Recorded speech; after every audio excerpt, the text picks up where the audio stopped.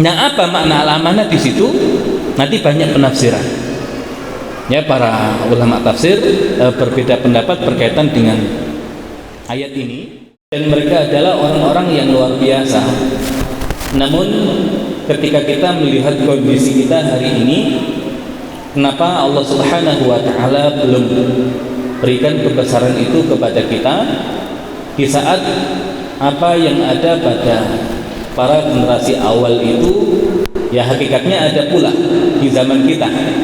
Namun kondisi yang ada ternyata berbeda, maka jelas ada hal-hal yang perlu kita cari perbedaan antara kita dan para generasi pendahulu kita. Dan di awal yang perlu kita pahami dan ya perlu kita renungkan berkaitan dengan kenikmatan yang Allah Subhanahu wa taala berikan. Jangan-jangan kita ini adalah manusia yang belum bersyukur terhadap nikmat yang Allah Subhanahu wa taala berikan kepada kita, dan para pendahulu kita, para sahabat yang langsung dididik oleh guru terbaik Nabi Muhammad SAW, juga generasi-generasi setelahnya, kemungkinan besar mereka adalah orang yang pandai bersyukur, dan memang mereka yang berilmu adalah orang-orang yang pandai bersyukur. Makanya manusia yang paling berilmu adalah para nabi, dan lebih tinggi kedudukan dari para nabi adalah para rasul, dan lebih tinggi kedudukan dari para rasul adalah ulul azmi. Dan ternyata mereka adalah orang-orang yang banyak bersyukur. Nabi Nuh alaihissalam, Allah Subhanahu wa taala sifati dengan syakur, bukan sekedar syakir, tapi syakur ala wazn fa'ul, sangat banyak bersyukur. Innahu kana 'abdan syakura, sesungguhnya Nuh itu adalah hamba yang sangat banyak bersyukur. Nabi Ibrahim alaihissalam juga Allah Subhanahu wa taala potret di dalam Al-Qur'an sebagai manusia yang bersyukur, yang Allah Subhanahu wa taala bahkan jadikan syukurnya Nabi Ibrahim alaihissalam ini menjadi pembanding kufurnya satu negeri yang Allah Subhanahu wa taala berikan kenikmatan kepada negeri itu, tapi mereka kufur terhadap nikmat-nikmat Allah sebagaimana yang Allah terangkan di dalam surah An-Nahl. Nah, maka bandingan untuk negeri yang kufur ini adalah syukurnya satu orang, yaitu syukurnya Nabi Ibrahim alaihissalam. Inna Ibrahim kana ummatan qanitan lillah hanifan wa lam yakun minal musyrikin syakiran li an'umi ijtabahu wa hadahu ila siratil mustaqim. Sesungguhnya Ibrahim itu adalah ummah, satu orang tapi levelnya seperti satu umat. Dan ini yang perlu kita hadirkan. Ya, satu orang muslim tapi secara kualitas itu seperti satu umat. Jangan satu umat yaitu muslim keseluruhan, tapi untuk ukuran satu orang itu belum mampu ya untuk mengalahkan satu orang. Jangan dibalik. Kalau dahulu satu orang itu setara satu umat, ya maka jangan hari ini satu umat setara satu orang, bahkan kalah dengan satu orang. Nah, ini jelas masalah. Sesungguhnya Ibrahim itu adalah umat yang diartikan dengan imam, pemimpin. Ya, pemimpin yang imannya itu setara satu umat, qanitan lillah, sangat patuh, sangat taat kepada Allah, hanifan, seorang yang hanif, walam yakun minal musyrikin, bukan termasuk ke dalam golongan orang-orang yang musyrik. Syakiran li an'umi, dia adalah seorang yang bersyukur terhadap nikmat-nikmat Rabbnya. Ijtabahu, Rabbnya telah memilihnya, wahadahu ila siratil mustaqim, dan Rabbnya telah memberikan petunjuk kepadanya kepada jalan yang lurus. Jadi Nabi Nuh alaihissalam adalah seorang yang pandai bersyukur. Nabi Ibrahim alaihissalam adalah seorang yang pandai bersyukur. Ya, termasuk nanti Nabi kita Nabi Muhammad SAW. Nah, di awal apa sih yang perlu kita syukuri? Yang perlu kita syukuri ini adalah kenikmatan bahwasanya kita ini Allah Subhanahu wa taala ciptakan sebagai manusia. Karena di balik penciptaan kita sebagai manusia ada kenikmatan yang sangat besar. Ada potensi yang sangat besar, dan kalau potensi dan kenikmatan yang besar ini tidak kita syukuri, ya maka kita tahu kaidah syukur dan kufur di dalam Al-Qur'an. La in syakartum la azidannakum wa la in kafartum inna 'adzabi lasyadid. Jika kalian bersyukur, maka aku, kata Allah, akan mendapatkan nikmatku atas kalian, dan jika kalian kufur, maka sesungguhnya nikmatku sangat pedih. Dan kita sebagai manusia ini, apakah pernah bersyukur kita ini diciptakan oleh Allah Subhanahu wa taala sebagai manusia? Dan bukan sekedar syukur hanya dengan ucapan, ya, tapi syukur tidak cukup hanya dengan lisan. Ya, pertama keyakinan di dalam hati atas nikmat yang Allah berikan kepada kita, kemudian kita syukuri dengan ucapan lisan kita, dan yang terpenting syukur itu menuntut untuk pengamalan. Dan seseorang dikatakan bersyukur adalah ketika dia menggunakan apa yang diberikan oleh yang memberi sesuai dengan keinginan yang memberi. Jadi syukur itu adalah ketika kita menggunakan sesuatu yang Allah berikan sesuai dengan apa yang Allah inginkan terhadap sesuatu itu. Maka kalau hari ini HP fungsinya untuk nelpon, untuk komunikasi, atau kemudian untuk menambah keilmuan, ya, dengan berbagai fitur yang ada di dalamnya. Tapi kalau ada seseorang yang punya HP, nah HP itu sekedar dibuat sebagai pajangan, apakah itu fungsi HP? Nah, maka kalau seseorang memanfaatkan HP-nya hanya sekedar pajangan di saat fungsi HP itu sangat banyak sekali, maka dia belum mensyukuri nikmat Allah Subhanahu wa taala. Dan masih banyak nikmat-nikmat yang lain. Dan yang menjadi fokus kita di pagi hari ini adalah nikmat sebagai manusia. Sudah kita maksimalkan belum potensi kita sebagai manusia, sebagai bentuk kesyukuran kita kepada Allah Subhanahu wa taala? Jangan-jangan kita ini belum memanusiakan diri kita. Dan kalau kita belum memanusiakan diri kita, maka potensi manusia yang luar biasa yang ada di dalam diri kita belum akan bisa Allah hadirkan, Allah tunjukkan kebesarannya. Nah, maka kenapa Allah Subhanahu wa taala itu mengikat hubungan dengan kita dengan ikatan kesyukuran? Makanya surat Al-Fatihah dimulai dengan Alhamdulillahirabbil alamin. Itu bagian dari kesyukuran.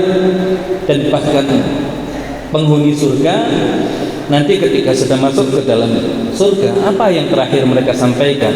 Wa akhiru da'wahum alhamdulillahirabbil alamin. Dan akhir dakwah mereka adalah ucapan alhamdulillahirabbil alamin. Maka hari ini kita yakini dulu di dalam hati kita kalau kenikmatan sebagai manusia adalah nikmat yang besar yang Allah anugerahkan kepada kita. Kemudian kita lisankan yang demikian dengan kita mengatakan bahwasanya memang kenikmatan menjadi manusia adalah nikmat yang luar biasa, dan baru setelah itu pembuktian dengan amal. Ya, pembuktian dengan amal.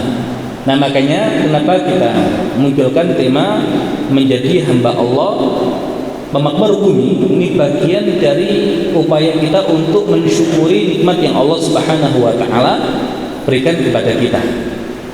Karena kalau visi kita tidak sebesar itu, berarti kita belum memaksimalkan potensi yang Allah berikan kepada kita.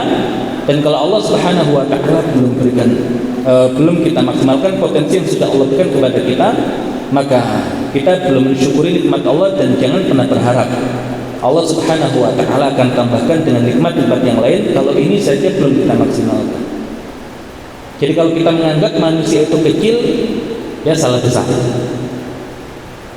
Ya, jadi manusia ini kecil memang fisiknya, tapi potensi yang ada di dalamnya begitu luar biasa.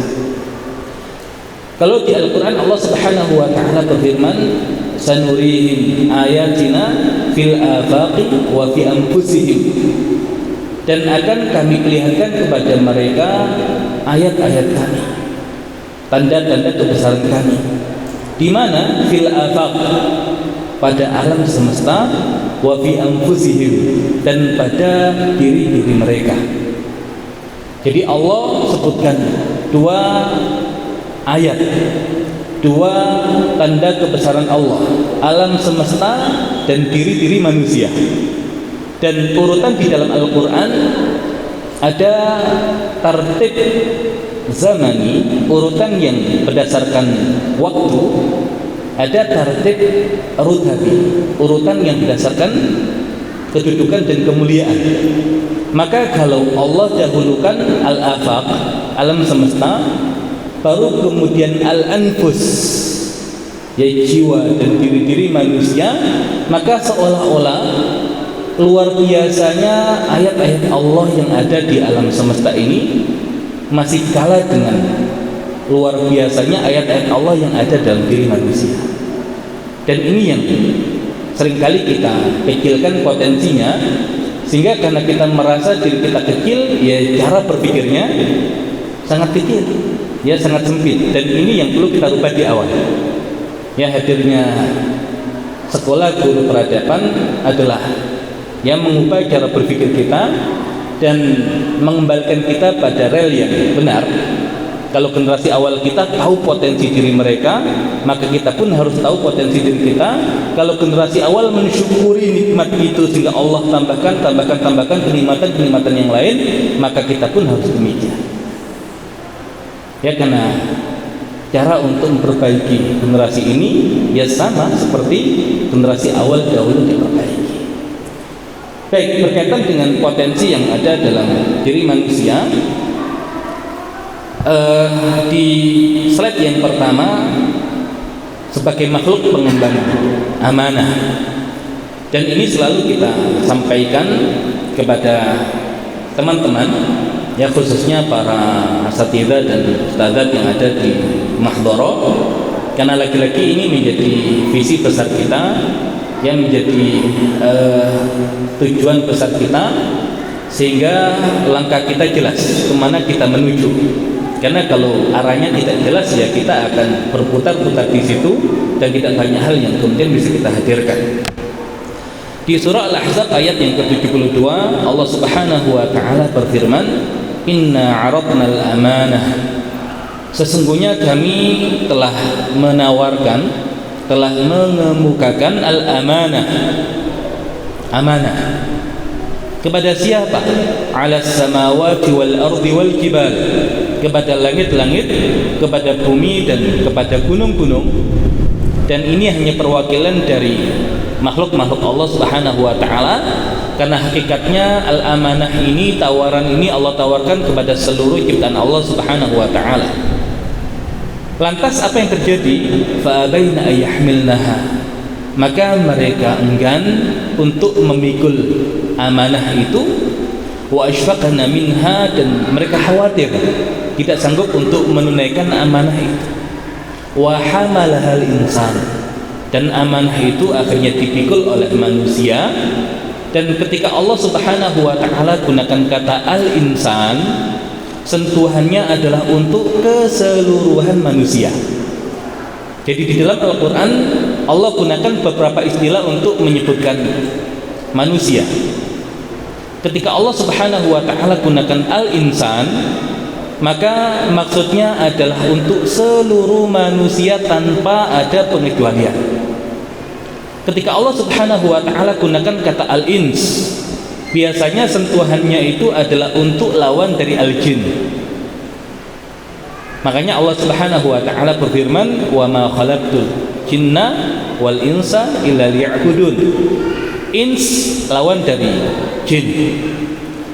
Dan terkadang Allah Subhanahu wa taala sebutkan manusia di Al-Qur'an itu dengan istilah an-nas. Dan an-nas itu Ya, an-nas itu sentuhannya menunjukkan pada sekumpulan atau sekelompok orang, tidak seluruh manusia. Dan an-nas itu aslinya adalah al-unas, dan karena keseringan disebut al-unas, al-unas, al-unas, dan bagi orang Arab yang demikian itu bisa diringkas menjadi an-nas. Makanya kalau ada al disebutnya an-nas, kalau alnya dihilangkan menjadi unas. Maka tidak pernah di Al-Quran Allah gunakan unas itu dengan alif lam, dan tidak pernah Allah gunakan kata nas itu tanpa alif lam. Dan kedua-duanya punya sentuhan tadi, ya, sentuhan makna berkaitan dengan sekumpulan orang. Termasuk ketika Nabi Lut alaihissalam dengan pengikut beliau, ketika dikatakan oleh para pendosa, ya, pelaku kemaksiatan, pelaku hal-hal yang tidak terpuji di saat itu, ya, mereka mengatakan innahum unasun yatatahharun, mereka adalah sekumpulan orang yang sok suci. Ya, jadi unas, ya, sekumpulan orang. Kemudian ketika digunakan kata bashar itu lebih kepada tampilan fisik, ya, tampilan fisik yang terlihat wujudnya. Maka Jibril ketika menjelma menjadi manusia, maka Allah gambarkan sebagai bashar, fatamatsala laha basharan sawiyya. Ya, kata bashar ada tampilan fisiknya. Jazakallah khair. Kemudian nanti ada ya Bani Adam, tapi masing-masing itu ada sentuhannya. Nah, yang jadi pembahasan kita adalah ketika digunakan kata al-insan itu berlaku untuk seluruhnya. Nah, akhirnya amanah ini dipikul oleh manusia. Cuman kalau kita lihat ujung dari ayat ini, ya, maka kita perlu khawatir. Ya, kita mungkin merasa bangga ketika menjadi makhluk yang Allah pilih untuk mengemban amanah, tapi di akhir ayat ini Allah tutup innahu kana zaluman jahula. Sesungguhnya manusia itu zalum, bukan sekadar zalim, tapi zalum, ya, sangat zalim, dan jahul itu sangat jahil. Dan ini memang sifat dasar manusia. Ya, insya Allah nanti ada pembahasan khusus berkaitan dengan fisik dan jiwa manusia tentang fitrah dan tabiat. Makanya bagaimana kita bisa keluar dari sifat dasar zalum dan jahul ini menjadi makhluk-makhluk yang Allah Subhanahu wa taala ridhoi. Atau bisa jadi sentuhan dari innahu kana zaluman jahula adalah ketika manusia mengemban amanah tapi tidak menjalankan amanah tersebut, maka layak model manusia yang sudah Allah berikan kenikmatan yang besar tapi tidak memaksimalkan kenikmatan yang ada dalam dirinya, tidak memaksimalkan potensi yang ada dalam dirinya, maka disifati dengan zaluman jahula. Ketika kita membuat perumpamaan, ya, kita buat perumpamaan seorang ayah yang sangat berharap punya anak, ya, punya anak itu yang dia menguasai ilmu tentang Allah, kemudian menguasai ilmu tentang perintah dan larangan Allah. Kemudian tidak cukup itu, dia ingin anaknya itu menguasai ilmu tentang ciptaan Allah, dan itu tidak di satu bidang ilmu saja, berbagai bidang ilmu. Dan tidak cukup hanya sekedar ilmu, bahkan minta agar sampai anaknya itu profesor di bidang ilmu-ilmu tersebut kalau dahulu alamah. Nah, kira-kira sekolahnya di mana ini? Kalau ada orang tua punya cita-cita seperti itu, ya, akhirnya orang tuanya mengatakan kepada anak-anaknya, ya, siapa anakku yang sanggup untuk menunaikan, ya, amanah yang saya tawarkan kepada dia, maka dia akan saya muliakan melebihi anak-anak saya yang lain, akan saya berikan fasilitas lebih melebihi anak-anak yang lain. Nah, maka ada satu anak yang kemudian anak ini siap untuk menjalankan apa yang diminta oleh orang tuanya. Akhirnya anak ini sekolah di mana? Di Mahdhara. Ya, Mahdhara dasar, dimulai dari pra Mahdhara dulu. Ya, kemudian masuk Mahdhara dasar. Kemudian lanjut lagi ya Mahdhara lanjutan. Kalau ikhwan ya di syabab, kalau yang akhwat di banat. Selesai Mahdhara. Ya, semoga insya Allah kita hadirkan Universitas Mahdhara, Jami'ah Al-Mahdhara Al-Islamiyah. Ini masih Ma'hadul Mahdhara Al-Islami, nanti Jami'ah Al-Mahdhara Al-Islamiyah. Nah, sampai kemudian anak ini diberikan fasilitas lebih oleh sang ayah, jadi diberikan perpustakaan yang gedenya itu satu masjid ini ruangannya, dipenuhi dengan buku-buku untuk menunjang agar anaknya ini menjadi alamah. Dia baca buku-buku itu, dia pelajari berbagai macam ilmu, nah sehingga akhirnya dia sanggup menjadi apa yang diinginkan oleh ayahnya. Kira-kira apakah dia zalim dan jahil? Apakah dia zalim dan jahil? Tidak, karena dia menjalankan sesuai dengan amanah yang dipikulkan kepada dia. Tapi kalau ada satu anak mengatakan siap ayah, diberikan semua fasilitas dan kelebihan, ternyata nggak pernah belajar, tidak menjalankan apa yang diminta oleh ayahnya setelah semua fasilitas yang ayahnya berikan, kira-kira layak nggak yang begini dikatakan sebagai seorang yang zalim dan jahil? Nah, sama seperti kita. Nah, pilihan kita itu ingin terlepas dari ya label innahu kana zaluman jahula, atau malah yang kita tuju itu adalah gelar innahu kana zaluman jahula. Terserah kita. Tapi minimal ketika kita hari ini duduk di majelis ini, insya Allah ya kita ada potensi untuk bisa lepas dari label innahu kana zaluman jahula. Bisa nggak Ustaz mundur ke belakang, nggak usah mikul amanah saja? Ya, selama kita sudah jadi manusia ya sudah, itu dahulu pilihan kita.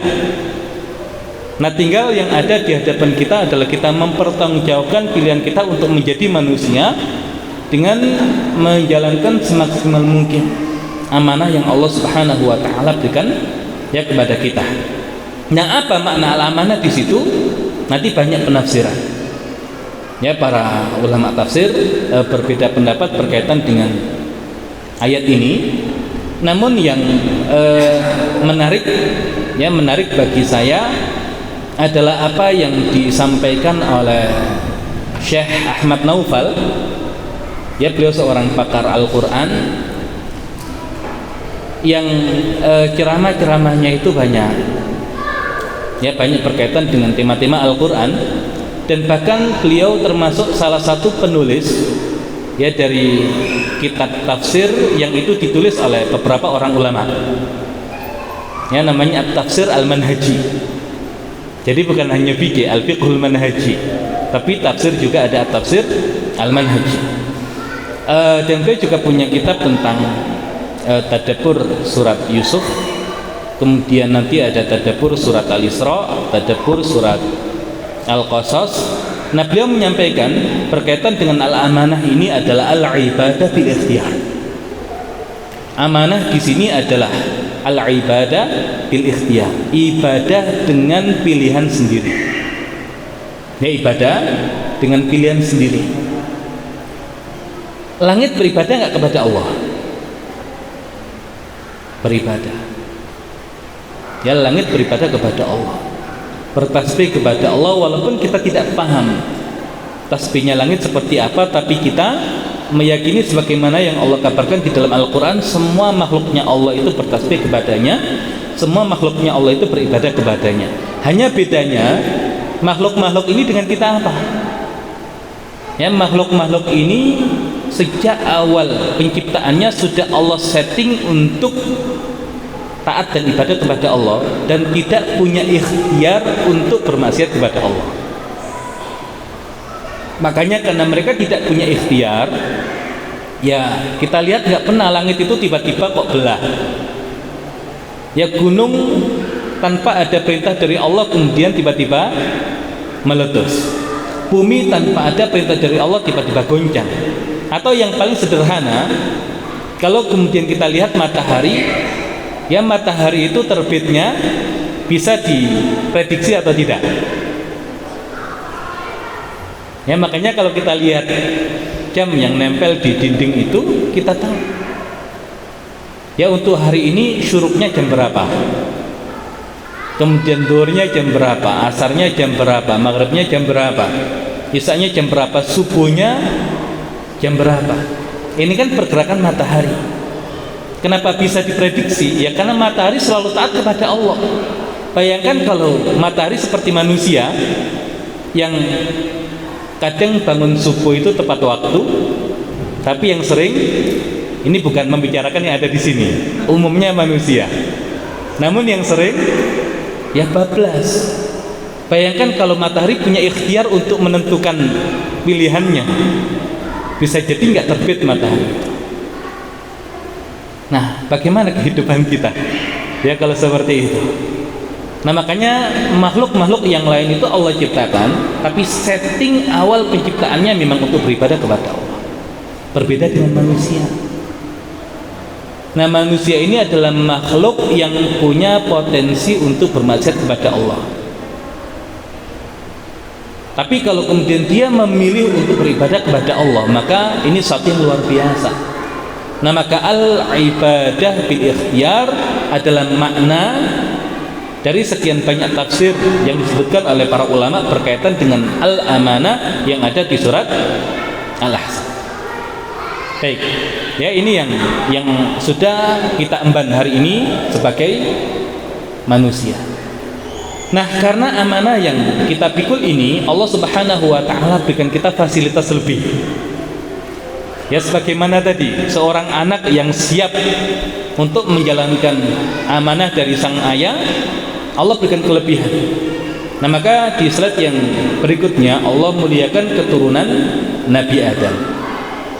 Di surah Al-Isra ayat yang ke-70 Allah Subhanahu wa taala berfirman, "Wa laqad karramna bani Adam." Dan sungguh kami telah muliakan anak turun Adam. Dan di sini Allah Subhanahu wa taala menggunakan dua penegas. Ada la dan ada qad. Ada la dan ada qad. Dan kalau kita menggunakan pendekatan ya ilmu balaghah, ketika kita berbicara dengan orang yang khaliu dzihni, itu kita nggak perlu ada penegas. Ya cukup mungkin dikatakan nahnu karamna bani Adam. Tapi kalau seseorang itu ada keraguan di dalam dirinya, itu nanti kalau dalam ilmu balaghah itu ya untuk orang yang ada potensi syak, ya ditambahkan satu penegas. Mungkin bisa qad karramna. Tapi kalau kemudian ada potensi ingkar, maka biasanya dihadirkan dua penegas. Dan di sini Allah hadirkan dua penegas.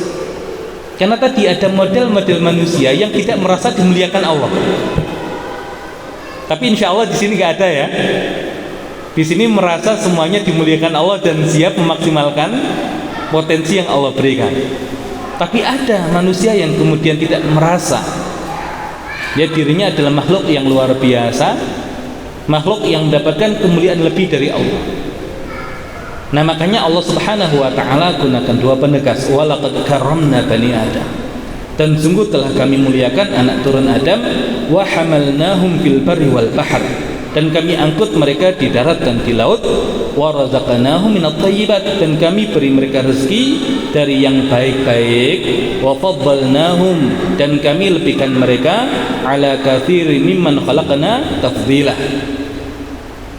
Dan kami lebihkan mereka di atas banyak makhluk kami yang kami ciptakan dengan kelebihan yang sempurna. Ya faddalnahum, kami lebihkan mereka, kemudian ditutup dengan tafdilah ya sebagai penguat ya maf'ul mutlak untuk menguatkan itu. Jadi sudah Allah lebihkan, kemudian Allah tutup dengan tafdila untuk menunjukkan kesempurnaan, kelebihan yang Allah berikan kepada manusia. Dan wazan fa'ala, ya wazan fa'ala, dia punya sentuhan takfir banyak dan juga tasydid sangat. Berarti kemuliaan yang Allah berikan kepada manusia adalah kemuliaan yang sangat dan kemuliaan yang banyak. Berbeda dengan kata akrama. Kalau akrama yukrimu, memuliakan, tapi wazannya af'ala, itu kemuliaan yang sementara, singkat, yang sedikit. Kalau karrama, memuliakan, tapi memuliakan dengan kemuliaan yang banyak, ya dengan kemuliaan yang jangka waktunya sangat panjang.